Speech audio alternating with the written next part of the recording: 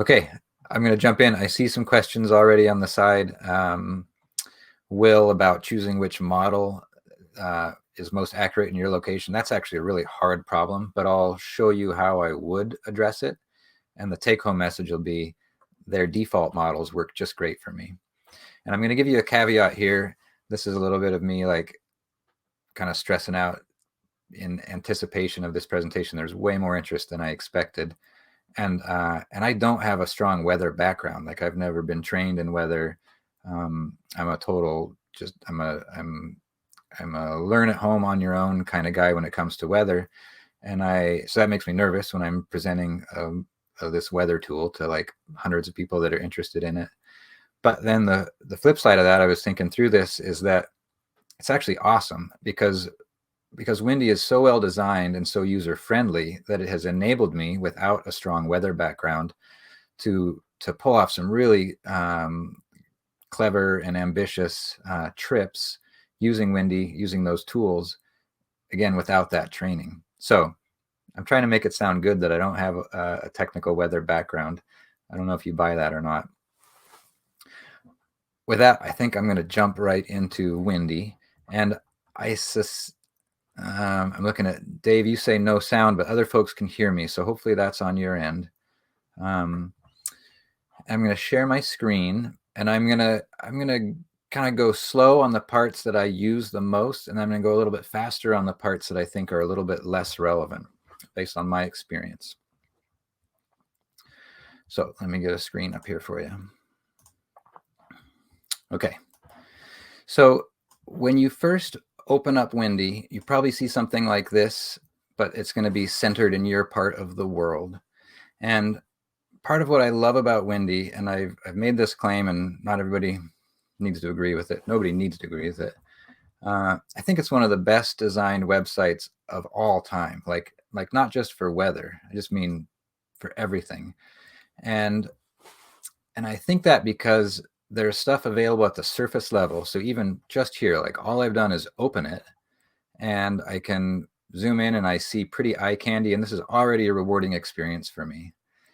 And then you can dig deep, and you can dig deeper and deeper and deeper, and weather professionals are using this, and pilots are using this, captains on boats are using this. And so that's what impresses me so much from a design perspective, to build something that is accessible to people with so many different interests and at so many different levels of comfort with technology. They've just done an awesome job. So with that in mind, let me walk you through how to control what you see on the screen, and then we'll go into some of the forecasts, and then we'll go into some of the more advanced tools. When you first step into this space, you're probably seeing this kind of hyper-colored base map, and then these little particle animations, and that default is wind. That's why it's called Windy. But you can change that. You can have that be radar and satellite. These are menu items on the right side of the screen. You can pull in rain and thunder, and rain actually owns snow as well. So you can go in there and say, where's their new snow? So with all of these, it's just a quick and easy visual way to get in there and explore data. Right now at the bottom of the screen, it's telling me these are the next 3 days. This is snow accumulation the next 3 days. And most of that's happening along the coast, South Central, Southeast Alaska. But I can look at a 10-day, I can look at a 12-hour forecast.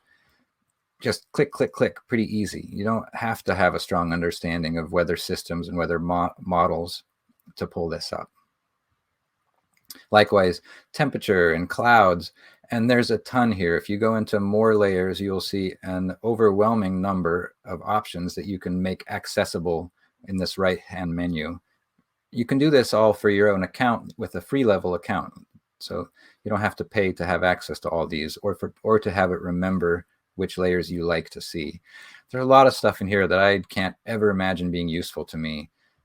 Dust mass and sulfur dioxide and swell too. So I have all that turned off, and most of that's probably turned off for you by default. Okay, I'm going to close this and go back to wind just to keep things sort of in default setting.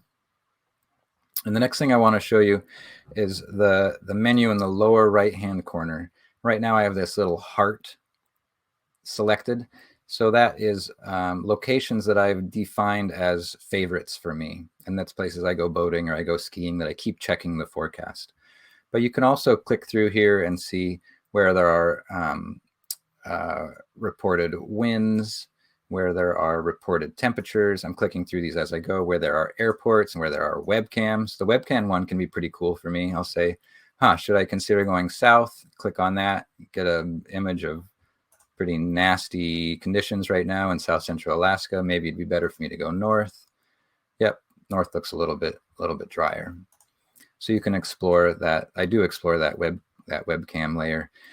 And just like we saw on that on that, I said east instead of right. That's how this is map brain coming at you. That right-hand menu has the more layers option. So does this lower menu. So you can click on more layers and choose what you want quick and easy access to. There's a lot of here that I don't want quick and easy access to. Radiation, not super relevant for me. I hope that maintains. I hope that is true for the rest of my life up here in Alaska, and for you all as well, of course. The other thing you can do that you can change just in this sort of umbrella view when you first get into the app is you can change the model that you're looking at. So ECMWF, I don't remember what it stands for. It comes out of Europe, and it seems to be the best for global forecasts. So if you're gonna just pop around the globe, that seems the best. I can switch to a different model, GFS, HRRR. These are all coming out from different organizations, and they have strengths and weaknesses. Because I don't have training in this, I don't have a strong opinion about which one of these will be best. I'll show you a tool later where you can make some of that analysis on your own. For me, what has been working best is just the first option, and I think that's kind of intentional by their design. First model works great. GFS works great. HRR works pretty good, and then maybe progressively a little bit less. But I have heard from folks that are in, like a friend in Central Alaska, he said, boy, Windy's forecasts just don't seem very accurate for where I'm at. And in my experience, Windy's forecasts have been unbelievably accurate. And I'm just shocked, like literally jaw dropped. It's like, I can't believe it actually started snowing at 4 when the model said it was going to start snowing. So maybe I've just had more luck with that. One other kind of big picture umbrella setting here before we dive into forecasts. If I go into the upper left corner where there's this hamburger icon and then settings, this is where you can change the units to whatever you want. And I've got a little bit of a mix of metric and US, or whatever our US units are called, imperial. And then likewise, you can go down and turn on lat long grid lines, just basically customizing how you want this to look for yourself. One thing I will turn on here for you, just because it has been useful for me, there is an option here that's called Weather Picker Contains Lat Long. And what that means is that when I click on the map in small letters there, and I know this is probably going to be hard for you to see live, but hopefully it'll be clear in the recording. There's a small list of lat long there in degrees, minutes, and seconds.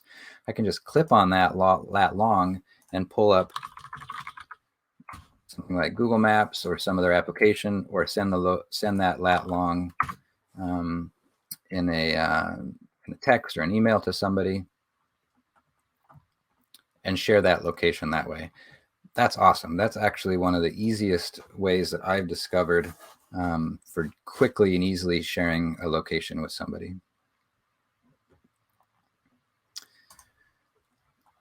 I'm gonna answer a couple questions here.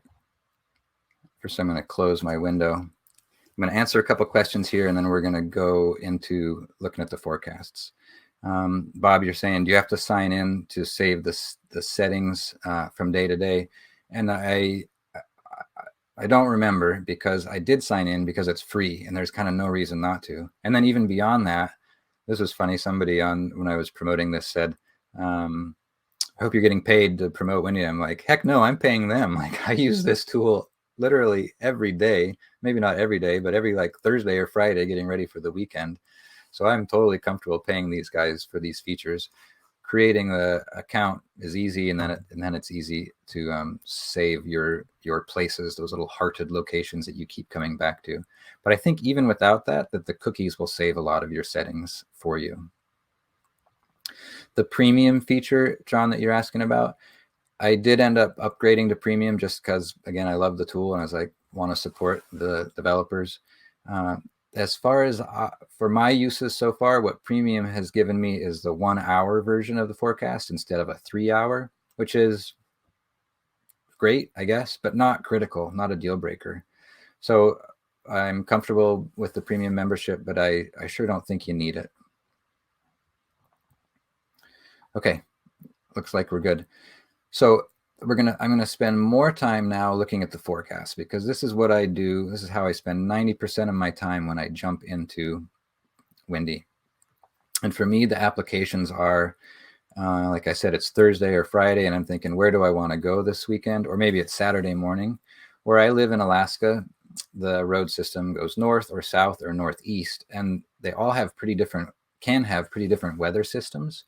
So this is something I'll check again Friday or Saturday morning and see, oh, it's going to be cloudy or wet to the north, so I guess I'll go south, or the opposite. I'm maybe as I get older becoming more and more of a fair weather outdoorsman. I sure like being in the sun. I sure like having a tailwind, and I love all of these, being north of Anchorage, being south of Anchorage. So it's just a win-win if I can go to the one that has better weather. So let's pull up Windy again, and I'll walk you through that. Okay. So when you click on the map, you will see a little readout that shows, in this case, it's showing the wind speed, because that's what I have selected on that right-hand menu. If I had changed this to temperature, I think it'll show me the temperature. Yep. So it shows you whatever layer you have selected. I'll go back to wind just because that's default.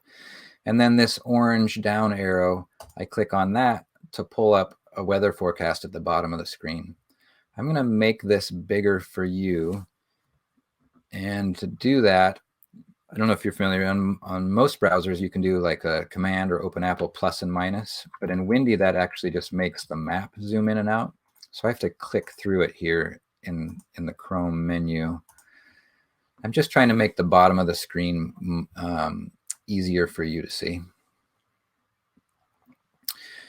Okay, so this is the basic forecast. Right now it's set to 3 hours. That's the forecast that you'll get unless you pay for a premium account. I'll just turn on that 1 hour forecast to show you, yep, you get the forecast each hour. And that has been nice, but again, it's not amazing. And then, like other weather interfaces, you get a little icon that gives you a sense for the weather. A decimal, in this case, of precipitation, whether it's rain or snow. A kind of neon color scale for wind and wind gusts, wind direction with arrows. So this is the basic weather view. And I'm not going to spend any more time on that because I love the meteogram view, and that's my default, and I think that should be your default too. So I'm going to change to that. It's just an option on the bottom of the screen. Click over that to meteogram. I'm going to go closer to Anchorage here just because I'm a little more familiar with what's going on in the weather. Okay, meteogram. All that means is it's a plot of the weather against time. So it's a graph that shows some lines. And the basic one was kind of a meteogram anyway. This view just shows you more stuff. But in my experience, it doesn't show it in a way that's overwhelming. This is still really accessible for me. I'm just going to march my way down from the top to the bottom. Time, that's that 3 hour interval. No surprise. Cute little icons. Got it, right? That's intuitive. Temperature. So if you are used to looking at, say, like a NWS weather forecast, and it tells you the high temperature and the low temperature within that 24 hours.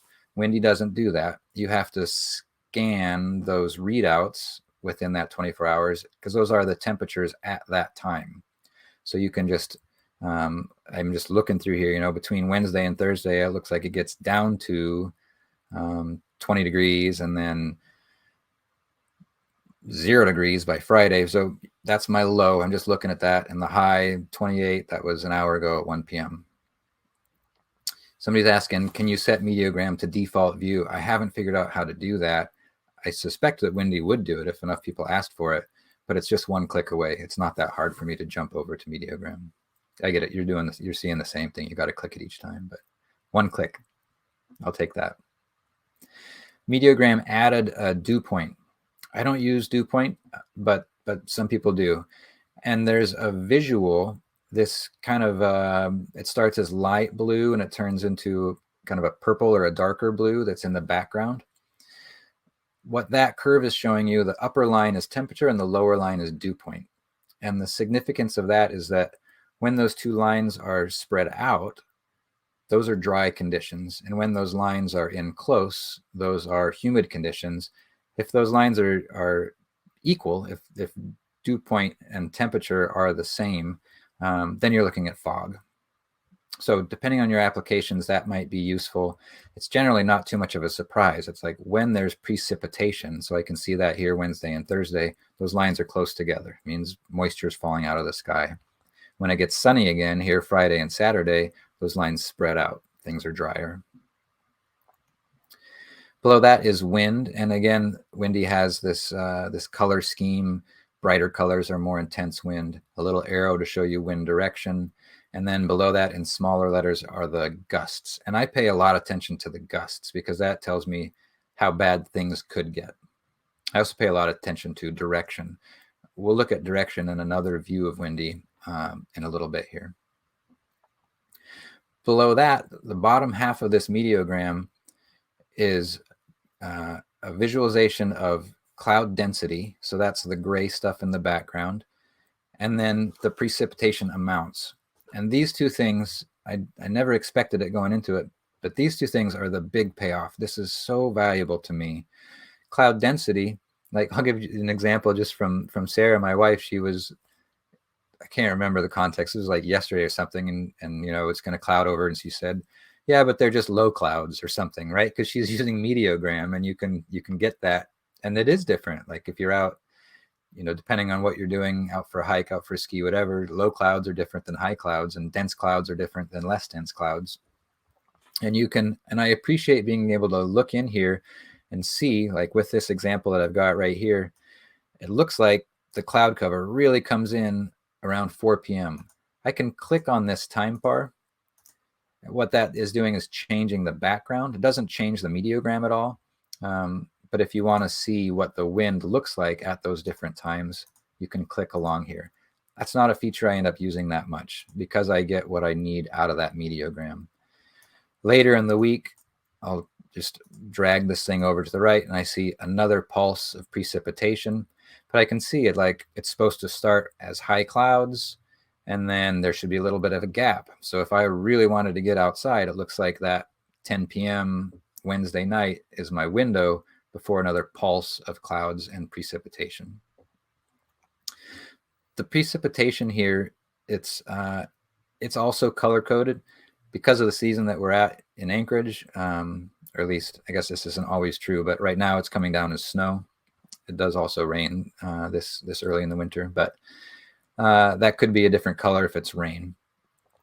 And then the height of the bar is telling you how much it's supposed to precipitate. So it's not accumulation, it's just within that 3-hour block, an inch here, 9/10 of an inch, another inch here. So you have to kind of do your own math if you are really wondering if this is a 5-inch storm or a 2-foot storm, whatever. You can add those up. But I like seeing pulses of precipitation. For me, that's way more valuable than having the basic view that says it's going to snow or it's going to rain. This really tells me it's going to snow and then it's going to chill out a little bit. And that's my little window if I want to get out, and then it's going to snow again. That's been super handy. As far as what this scale is, I honestly don't understand it that well. I'm looking at these kind of faint gray labels to the left. There are these numbers with H's, those are hectopascals, so those are pressures. And then there's an equivalent height next to that, and there's an equivalent flight altitude, like flight at 10,000 feet.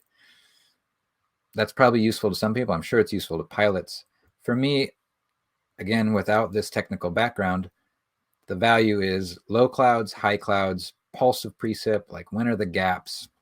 Let's just click in around somewhere else so we can see kind of a different system. So again, another a big pulse of precipitation. Here, I went to Southeast Alaska. That precip is followed by low clouds. And then we get that high pressure. You can see high pressure. It's this faint gray line in the background where the pressure climbs up and then it drops again into more moisture coming in. This is the 11-day forecast. We're looking at 11 days. So just that broad sense of what's coming, pulses and cloud cover. There's a question here from Hank. Snow total or water equivalent. These are totals. I'm pretty sure, because 2 inches of water equivalent would be crazy, right? They'd be like 20 inches. I can't remember. I think it's a 1 to 10 rule of thumb. So these are inches of snow, pretty sure. Okay, meteogram. If you have questions about this, use that ask a question field on the bottom and we can come back to it. But it didn't take that long to go through what I use it for, because it's just not that complicated. Play with it a little bit and you can get into it pretty cleanly. Okay, I'm going to move on. I'm checking my notes here. Dew point, precip, cloud density. The next thing I'm going to talk about in this same view is comparing different models. And this is another feature that Windy makes really accessible, and it's powerful. All that said, I very rarely use it. The default model for me, ECMWF, that has worked really well for what I need. But if you have an application where the weather really matters, or you just want to play around with this, I'll kind of go back to this home base of Anchorage for me. Everything that we've been seeing so far, these numbers, these pulses, are all coming out of that model. If I want to see a different model, so I'll go to GFS now. I just click on it. And now the meteogram has changed, and the background image, the wind map, has changed. If you hover over these models, you can see the scale, like the cell size. So GFS has a 22 kilometer cell. ECMWF has a 9 kilometer. In theory, the smaller the cell should be more accurate. I don't know if that's always true. HRRR, this is one that I think is specific to Alaska, and it doesn't go out as far. It's only a 3-day forecast. You can see that here. They put a vertical line. It says, okay, this forecast is only going out to Friday the 4th, and then it switches to a GFS forecast in this view. But if you know, based on your experience, or if you can figure out HRR is what I should be using in my location, then you can just default to that one. What I will sometimes do is I'll just click through these pretty quickly and get a rough sense, like, yep, they all show a pulse of precipitation. And that's kind of enough for me to move on. If you want to dive in even more, there's a compare option here. This is the bottom of the screen, lower right corner. This is kind of overwhelming, which again is a reason I don't dive into it that much.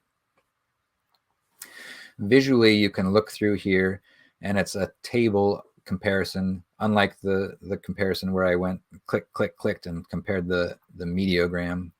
And you can go in here and see the numbers for the precip and how they match up from one model to the next, right? It's got this whole stack of models. The wind ones are a little bit easier to compare because of that color coding.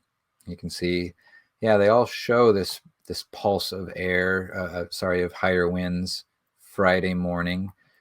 Meteo Blue doesn't really have that. NAM and HRR, which are the smallest scale for Alaska, they have stronger winds. So maybe that means I should be more worried about that, or take that agreement or disagreement into consideration when I plan my trip. So that exists. Where I have used comparisons, model comparisons, is with wind specifically. So I'm going to show you that now. All I did there is I clicked on the bottom of the screen. There's a wind button, wind. And this is, again, a little bit of an overwhelming table for me. It's hard for me to look at all these numbers and arrows and really get much sense out of it. I get it though. I can see like with these broad bands of color, like they all have that based around that Friday 1 a.m. sort of pulse. Media Blue has it less, GFS has it less, but they're all there. Much more easy for me is to look at the map, and then these are wind arrows. So they're pointing in the from direction, so from the east, from the southeast. And as you click through here, you can look for agreement and you can look for wind to switch directions. So models are showing a pretty good agreement that the wind is going to come from the northwest. That's great. That makes me confident. Click through there. I just clicked out in the ocean and we went to a much more windy forecast. Go back to Anchorage. Makes sense? So here's one. Great. Good example. 5 of the models show wind and agreement coming from the north. 1 model shows not much wind coming from the east. Depending on your level of understanding of these models and how matchup matters to you, that might help you decide how much confidence you have in that forecast. A couple questions here from folks in the chat. How do you get to Meteogram? It's all of these options are the buttons on the bottom of the screen. So basic, waves, which I've never done because it seems terribly cold to try to surf in Alaska. Wind, that one we just worked through. Meteogram at the bottom. And in my experience, Windy won't remember what you've selected. So you'll have to come back each time you open Windy to click back on Meteogram. And that's just one click, boom, you're there. I don't use basic at all. I just default every time to Meteogram. Looking for other questions. Okay, I'm going to show one other comparison tool, and I'm going to do this one as quickly as I can. It's more complicated, and it's not something I've ever used, but it kind of goes to Will's question earlier about which model would you use. So let me go down. I'm looking at questions here, and folks are having a little bit of trouble finding the point forecasts. So let me just do that again real quick. You just click anywhere on the map. The first thing it does is it shows you the value of the model in that location. And then there's the yellow or gold down arrow. Click on that. That brings up the panel at the bottom of the screen. And then from that view, you can change views. You can change models. So it's just a click on the map and then hitting that down arrow. Thanks, Tony, for helping clarify that. Okay. Model comparison. Windy has a tool that lets you compare the model's output to what was actually observed. So to access this, you have to know what was actually observed. I'm going to click on reported temperature. That was one of these the options that I have for the layers that are on top of the base map. And in this view, I can see all the temperatures around South Central Alaska. I can click on one of these. And what I'm looking at now is the observations. So we are no longer looking at models. We're looking at recorded, in this case, temperature, wind, pressure, precipitation. I don't go into this space very often because it's like, I kind of know what happened yesterday. But where I could imagine going into this space is to evaluate different models. In the bottom left-hand corner, it says compare with forecast. And here I can select something. So before I do this, kind of look at what's on the bottom of the screen and try to stamp it in your memory for a second, because more lines are about to appear. So I'll click on one of these other models, and a bunch of kind of subtle gray lines showed up. What we're looking at here are that those gray lines are what the model predicted, and the colored lines are what actually happened. And as I hover over here with the mouse, hopefully you can see this on your screens, little red and green arrows that show how well the forecast and the observations matched. So I just hover over here, like humidity matched really well the whole time. Then there's this pulse of precipitation. Model kind of missed that. It didn't anticipate that much precip or something. Again, this is pretty advanced, and it's not real easy for me to visually go in here and say, ah, yeah, this model did a great job. I can compare it to, say, one of those smaller scale, like the 4 kilometer, 3 kilometer models. Clip it in here. I can tell already that there was more agreement earlier in the week because I see more of those green circles. When this actual pulse of precip and wind came in, things are kind of all over the place. So that's all I'm going to say about that, just because it's pretty darn advanced, but it might be useful to some folks. And this is where my friend Cody was in Central Alaska, and he said, doesn't agree well with me. This is where I would send Cody. I'd say, go in here and cycle through these after some weather event and try to get a sense for if one of those models matches better what actually happened at your cabin, something like that. I'm checking in on the comments here on the right. Brian's asking about the phone. Will you, oh, actually I can do it. I can force that to be a question to ask at the end, because we should definitely talk about the app. I'm not going to demonstrate it here, but it's awesome. Okay, I'm going to move on to the next super cool feature. And first I'll talk with my face big for a second. So everything I've done just now is like, it's the bread and butter of what I do before heading out, figuring out where to head out. If I'm looking at a remote trip, if we're going to fly somewhere, fly to a village or something, this is how I check the weather in that area ahead of time. You get that 11-day forecast. That's a sweet forecast. Of course, I'm not as confident after the first 3 or 4 days, but it's there as an 11-day forecast, and it has been super helpful and super accurate. Some examples are I'm going to go, last spring I skied a chunk of the Iditarod Trail, and because I wasn't doing the Iditarod, or I wasn't doing the ITI, the bike race or foot race or ski race, I could choose whether to go north or south. So I just went into windy, got the wind forecast, and see that there's a north wind, and I'm like, well, heck yeah, I'm going to start north and get blown south. And we did that with a friend out of Unalakleet, wind at our back, and it was like kind of a scary wind. We passed a few guys going into the wind from the south that were part of the race, and I just thought, man, these poor fools, they're just fighting to stay warm in this, I think it was I can't remember, 30 below wind chill or something, pretty nasty. Of course, we had the luxury of not being in the race, but that's an application where I'd go in there, look at the meteogram, look at the broad picture, the pretty colors on the map, and then make that decision. So what I'm going to go into now is the ability to upload routes. I was already a big fan of Windy and have been using it for years and years since it first came out. And then in my trip planning course that I ran last winter, I'll talk more about that at the end because it's starting up next week. But a few of the folks in the course said, hey, have you used this feature? Have you used this feature? So that's part of what I'm showing you here are new tricks that I learned from the other participants. And it's just another example of how many layers you can dig into Windy, how powerful it is that it offers all of this functionality.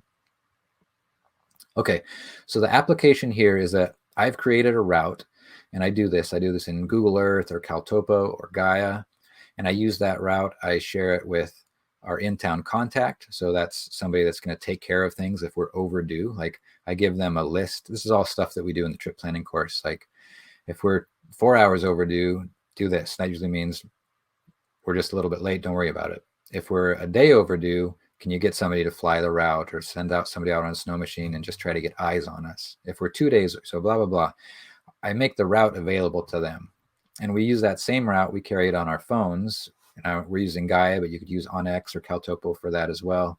And then you navigate by that route. So it's the same thing, whether it's what I'm leaving as part of my emergency plan, what I'm navigating by, and you can also load it into Windy. This is awesome. So I'll walk you through that.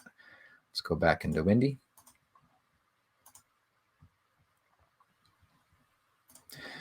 On the left-hand menu, so that hamburger thing, upper left corner. So right now it's remembering I was in settings because we did that earlier together. I'm just going to click on menu to go back to kind of the umbrella level menu, and coming down to the upload option, upload KML, GPX, or GeoJSON. So these are all different file formats of geospatial data. Choose a file. I have a mapping folder where I have all of these routes that I've drawn for different trips. And so I can take one of these. I'll just take one at random. This is a float trip I did in August. Oops, that was a KMZ. Okay, so I got to pull in a KML. Looking for a good one. It doesn't need to be a good one, though. I should just click on something.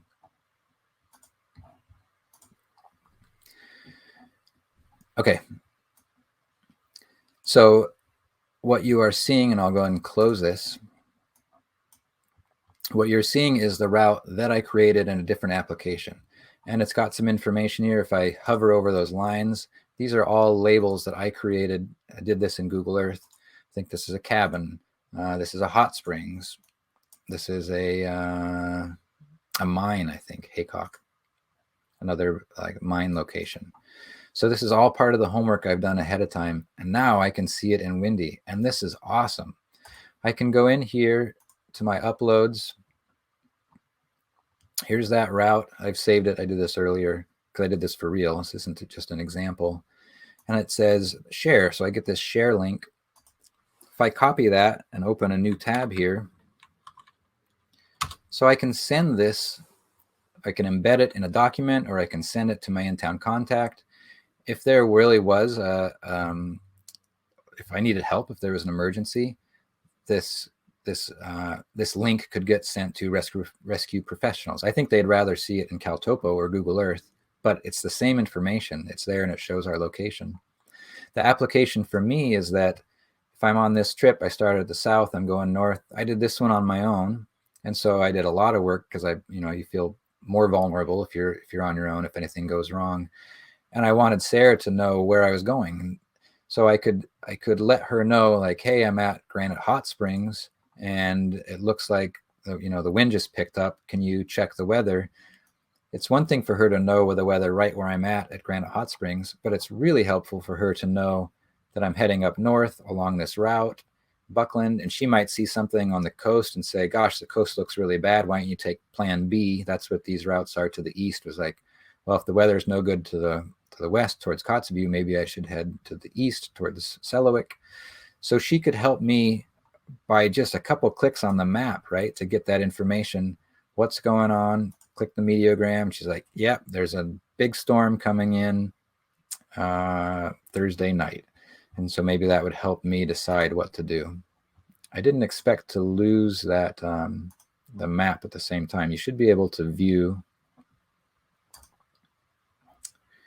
You should be able to view the map and the meteogram. Huh, that's weird. You see how the routes are disappearing when I clicked on the map? That isn't always the case. So I don't know if that's a Windy bug or if it's just something I'm doing wrong because I'm trying to rush. I'm going to go to that link and just force it open. Click on the map. Go to meteogram. Yeah, losing it each time. I don't know what that's about, but I think you can see the value of that. I hope you can see the value of that. Check my list here. Okay, there's another way that you can, I'll close this so you can see my face. There's one other way that you can work with routes in Windy, and I'm going to do this one more quickly because I haven't quite found an application for it for me. I think it would be useful for people that can travel really fast, and by that I mean like airplane fast. The problem is that it takes into account moving speed, and it'll tell you what the forecast will be at that location on your route 2 days from now. So let me show you. And again, I'm going to go pretty quickly on this one because it seems really cool, but I haven't found it to be that useful yet. Top left corner, the hamburger icon, rolling down until I see distance and planning. Bottom of the screen, click on the map to add more points or select GPX. So I'm going to click on the map and I'm going to just make a quick and dirty route down the peninsula toward Kotzebue. What you can see here is an elevation profile. Okay, so a couple passes up high and then it's super flat. And then at the bottom of the screen, you can choose different options. car hiking, airgram, VFR, IFR. If you go to car hiking, this is kind of what I would use as a human-powered activity. Windy is anticipating how long it'll take me to make this trip, and it's saying if I can start at 4 p.m., I'm going to finish in 4 days and 1 hour. And that's why I haven't found an application for this, right? Because that means I'm not sleeping. This tool is only functional in one blast. Like, it's not easy to build gaps into it. You can change your speed. That's the thing in the lower right-hand corner. So I could make this 0.1 mile an hour or 10 mile an hour or whatever. You can turn speed off, but then that doesn't show you that window for weather. So if I was on a snow machine or something, maybe I set this to 8 miles an hour. Now it's telling me that's going to be an 11-hour trip. And I could drag this thing along and look for the right window. So things just get worse and worse. I'm saying worse and worse because I see these bright wind colors, right? 44 mile an hour gusts. I don't want to be traveling in that. So you could look for the right wind window by sliding this along. But again, I'm not using this, and I haven't quite found an application for it in my world. I do think it is probably useful to pilots and snow machines. Like, if you are going to cover a lot of ground quickly, if you got that motor under you, maybe it's useful there. Okay, sorry about that glitch where you weren't seeing what I was seeing, but we got it. I'm gonna look at the questions now and try to wrap this up by 5, hopefully, to respect your time. So let's see what you got. Chris, do you find windy to be accurate when looking at weather in different altitudes close together, like a mountaintop versus the valley below? Good question, and I'm not in a great position to answer that. Where I use it around Anchorage is in mountainous terrain, and it's been super accurate. But I think if you were talking about like more exposed alpine environments, you'd probably want to be using the mountain weather tool. Is it Woodmancy? So I would look into that. Again, for my needs, this is both in the alpine and close to home and remote. Windy has been amazing, which is why I'm taking time here to convince other people that it's amazing. But I haven't run into issues with valley floor versus peaks. Hopefully that helps. Okay, can you get Mediagram on the phone app? And let's talk about the phone app in general. The phone app is awesome, and when I'm not looking at it on the desktop, I've got it on the app. And yeah, Mediagram, all these same features. I think model comparison, I think it's all there on the app as well. You won't be able to access stuff outside of a cell signal, and so I don't use it too much remotely, but that's where we would have that in-town contact, and I could say, hey, we see wind coming in, what should we do? That would be a text by inReach, and then they could play on windy, poke around a little bit, and then send back a forecast. Do you know if the next question here from Jen, do you know if the cloud level is taking into consideration elevation?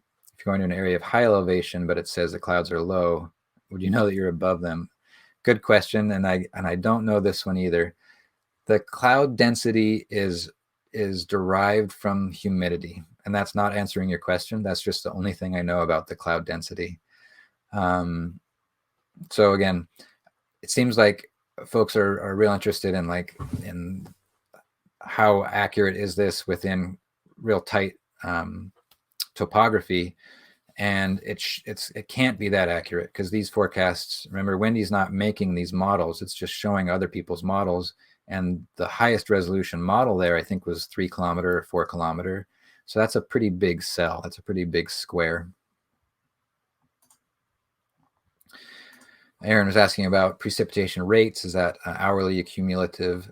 And it's for that block. If you're looking at the 3-hour forecast, it'll be the cumulative for that 3 hours. If you're looking at the 1 hour, if you're paying for premium, then you're looking at just 1 hour cumulative.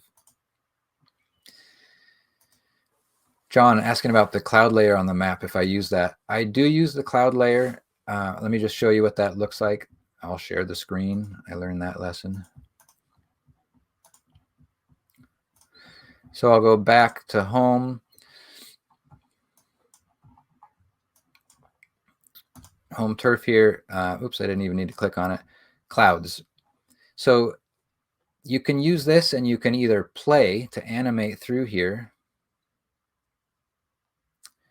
and watch the clouds moving through, or you can pause it if you know exactly what window you're looking for. Like, I'm really just interested in this weekend and I see this clear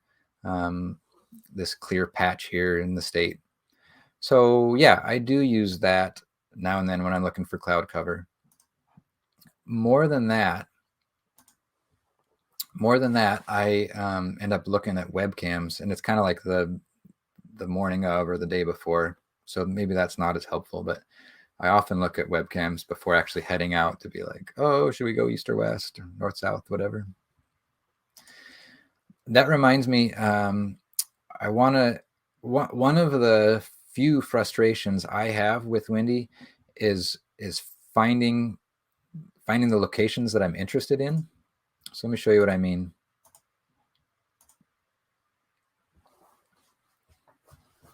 John's asking about the units on cloud cover. I think it's just density, and I think again that is based on humidity.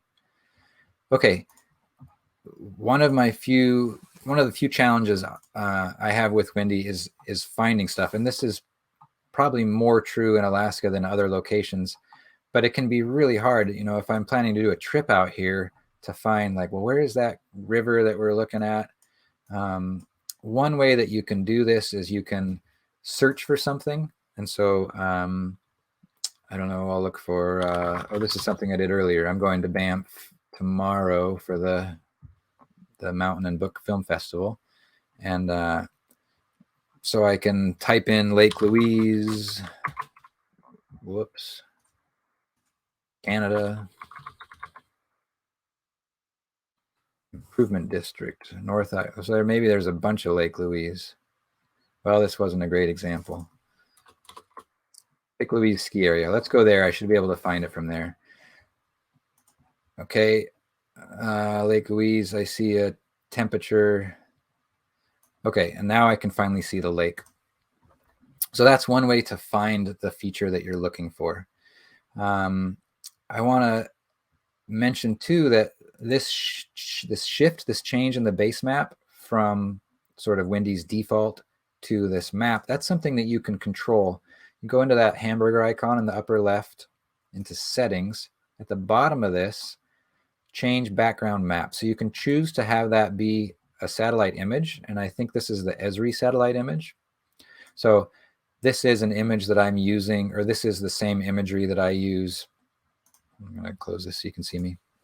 That's the same imagery that I use in my Google Earth mapping or CalTopo mapping. So that's really helpful for me. I can get in there and see those same features and do those clicks on the map right where I want to. Or you can change it to that base map, like the topo map. And the other thing you can do, if you like that topo map, I like it because it has labels. So I'll zoom back out, show you what I mean. Here's that topo map. This is only an option at high zooms, but you can actually get it from the right-hand menu. If you go into more layers at the very bottom of this, outdoor map. Okay, I already had it on, but I just turned it off and on again to make it look real for you. So if I click on that outdoor map, now I can see that thing at all view levels, zoom levels. So this might be the easiest way to go in there and be like, well, I'm actually going to Golden. Where do I find Golden? Hopefully that makes sense. Go back to wind. And now I'll go back to those questions. A little detour there. There's another question about using the phone app. Do I use the phone app more or desktop? I use the desktop because I'm sitting at a computer. And this is part of my planning process. Like, I've got a tab open with CalTopo. I've got a tab open with Gaia. I mean, really what I'm doing is I'm drawing it in Google Earth. I'm modifying it with CalTopo. I'm pulling it into Gaia to do the actual navigation and download maps onto the phone. and I'm pulling it into Windy to have as part of my trip plan document, part of the package that I leave with the in-town contacts, with the emergency contacts. That's a complicated process, and I'm not going to do that for a day trip tomorrow, but I'm doing that for these longer trips that I take. And that's what this longer course, the start and end at home course, that's an 8-week course where we walk through all of those things, all of those tools in more detail. Is it worth it to spend that much time on the planning? For me, going into that level of detail has allowed me to do some really cool, like creative, ambitious trips that I wouldn't even have considered trying if it weren't for these tools. Maybe at the end of this, I'll show you an example, if we have enough time, where the windy forecast showed wind switching 180 degrees. Sarah and I were able to do an ice skating trip where we went east with a tailwind. We did a portage to a different lake, and then we went west with a tailwind. So we went literally 40 miles, all with tailwind, east and west. And there's no way I would have thought to do that without Windy or without near real-time satellite imagery. That was the other tool that really paid off on that trip. That was another long answer. Steve's asking about Windy for smoke. I haven't done this yet, and I know their Interior Alaska probably deals with this more, but my trips haven't been too affected by smoke, so I'm not in a position to answer that one either. There are some fire forecast layers or smoke layers in Caltopo, so that might be another resource for you for your planning. Bob, can you go back and explain how to get the past recorded information? Yep, you bet. First, I'm going to share my screen so that I don't see any more all cap messages. And Nico here is answering a question about air quality, Steve, so maybe you can see that in the chat. Thanks, Nico, for covering these gaps in my knowledge. Okay, how do you get back to the recorded temperature? I'm going to go back home. I wrote Anchorage in there, and that just popped me back. That was the easiest way to get there. To compare to observations, you have to know where observations were made. So the easiest way to do that is this menu at the bottom, and you can either click on reported wind or reported temperatures. Most of those stations are doing both, so it doesn't really matter. Now I'm going to click on one of these reporting stations. When you first do this, all you're going to see is the observed measurements. Okay, temperature, dew point, humidity, wind, and precip if there is any. This is just going back. Oh gosh, this one goes back a ways, so a full week. And you can see there was a little bit of precip Wednesday observed. If you want to compare that to the model forecast, it's in that lower left-hand corner, compare with forecast, select. So now I'll select NAM just to do something different. Kind of subtle in the background, you see these two dashed lines. The dashed lines are temperature and dew point, and if it was a perfect match, they would sync up with that kind of pastel blue pink curve. So you can see it's not terrible. Temperature was okay, but dew point was quite a bit low for this whole window, looking at NAM compared to observations.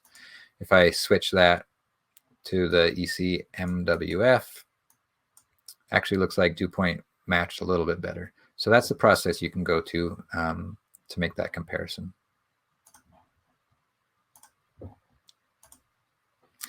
Next up, do you ever use the app on your phone? Oh yeah, got that. Super useful. Karen's asking, is the uploading a route a premium thing? I sure don't think so. No, because I was doing that last year as part of the trip planning course. If somebody is more familiar with this or has tried recently without the premium account, you probably need an account. That part makes sense. You can create a free basic account.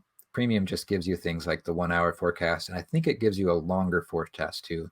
Like the fact that I'm able to go to 11 days, you might not be able to go all the way to that without premium. Chris, have you found a way to speed up the play of the animation? No, and I think that's part of why I don't use that animation very much, is because it's slow. And the other thing I would like is that when I'm seeing the meteogram, I'd like to be able to animate, but you can't do that either. You have to click through to turn that on.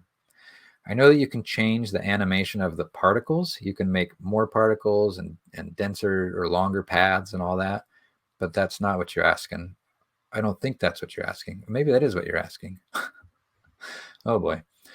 Let me show you how to do that in case that's what what you are asking.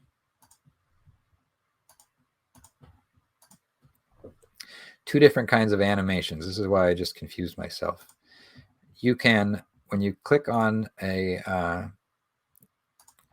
when you just have the base map up, the animation at the bottom of the screen, play. Yeah, Chris is saying, no, I want to see the map change through time. This I don't know how to speed up. The other animation that you can control that Chris doesn't care about, but we'll do it anyway, is somewhere in here. Animation of wind. You can change that from normal to high to intensive, and you can crank up the visibility of these things, etc. I'm going to go back to normal because that works just fine for me. It's possible, Chris, that if you dig into those settings, you will discover a way to speed up that animation. I haven't found that, but I also haven't looked.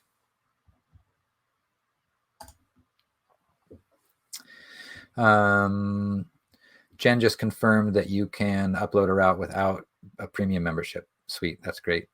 And Bob is saying you can download the routes through Gaia. Yeah, exactly. That makes Windy part of this interplay for me between Gaia, Caltopo, Google Earth. You can also create routes in Windy and download them, and then pull them into Gaia, pull them into Eagle River, Google Earth, pull them into Caltopo. But that doesn't make much sense to me because Windy is not the right tool to draw that route. You want something. I want Google Earth because of the 3D capacity. Just a couple more questions here. We're going a little bit late. If you have questions that you really want me to answer, turn them into questions here with that ask a question thing at the bottom, because it's hard to keep track of the chat. Eric asks, when Windy says snow is predicted in mountain terrain, are you able to determine the elevation of the snow line?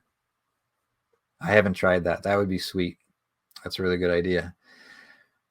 Nope, I don't know how to do that. And I use near real-time imagery to figure out snow line, but that's just snow. That's not like new snow. That's snow, period. So that's useful in the spring and useful in the fall. But midwinter, I don't know how you do that. I bet there's a way to do it, but I think this too, you're also kind of getting into the field where the mountain weather forecast site, the Jim Woodmansey site, is probably has the tools that you want. That one's really, that's, for alpinism, for mountaineering. He's the guy that gets called to do Denali forecasts and everything. Dana, do you know how often the various models are updating? Are they regularly scheduled? They must be regularly scheduled, and they must update really frequently, and I don't know any of that. So again, for me, with my applications, just going in here and click, click, click, I'm getting everything I need. But it can't be that hard to get that information. And even within Windy, you can get some of that information. So if I pull up Windy real quick, and we'll do a model comparison. If I go into the meteogram and then I hit compare, if I scroll all the way to the right here, you can see a summary of each of the models, when it was updated, and a reference time. So that gives part of what you're after, Dana. Bob is saying you can do it with airgram. That's probably the exact same thing, right? If I scroll, oops, I got to hit compare still. Again, you can see that information on far right. Okay. Let's see, next question here. Is there a way to rename favorites in the phone app? I don't know that either, but yep, I don't know. Seems like you could just kill one favorite and create it again, right, with its new name. I haven't tried to do that. Sorry, Jesse. Bob, if you change a setting on the desktop, does it automatically show up on the phone? I doubt it. I don't think so. But I think once you change that setting on the phone, hopefully it will remember there. But again, I don't know. Okay, there are a bunch of questions in the chat. It's after 5. If folks need to peel out, no problem. Hope this was useful. Let me just paste a link real quick to the course, to the full course. Take me a second to pull this up. If you are interested in this sort of deep dive, let me stop the screen sharing. If you're interested in the deep dive approach, the stuff I've been talking about, like creating the routes in Google Earth, using Gaia to navigate, building this emergency plan, a trip plan document, we start November 7th. So when is that? That's next Monday, probably Tuesday, because I'm coming back from Banff on Monday. And that was an awesome course last year. I learned a bunch from other participants, and we meet every week, but the meetings are recorded if you can't make it. You can also do it totally at your own pace. It's just basically everything, all these tools I've been pulling in over the last 15 or 20 years to plan these trips. And for me, it's all in Alaska, where there isn't a lot of information about routes or about weather. You kind of have to figure that all out ahead of time. And going into those as prepared as possible has been like critical to the success of those trips, and managing the little things that when they go wrong so they don't turn into big things.